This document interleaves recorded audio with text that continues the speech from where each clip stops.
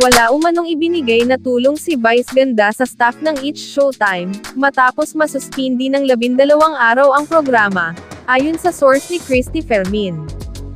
Noong September ibinalita ni Christy ang agap niyang chika, na magbibigay ng ayuda si Vice sa staff ng It's Showtime, sakaling matuloy ang 12 araw na suspension sa noontime show. Ako po ay nagkaroon ng pagkakataon makausap ang isang impormante, na napakalapit po sa aking puso dahil nakatrabaho ko ng matagal sa ABS-CBN.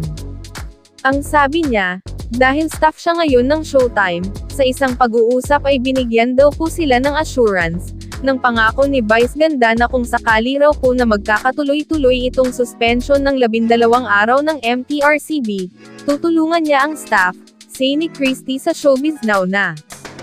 Sa bagong episode ng YouTube show, sinabi ni Christy na may nakausap siyang mula sa It's Showtime, na wala umanong ibinigay na anumang tulong si Vice.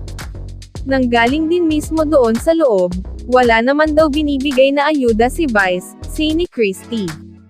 Sila din mismo ngayon ang nagko-question kung bakit sabi magbibigay, wala naman pala, dagdag niya.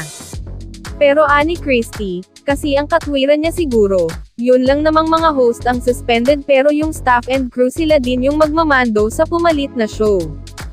Baka iyon ang kanyang iniisip.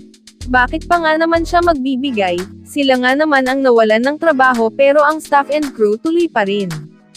Maaalalang pag-uusap at naibalita noon na nangako si Vice Ganda na kung sakali raw po na magkakatuloy-tuloy itong suspension ng 12 araw ng MTRCB, tutulungan niya ang staff.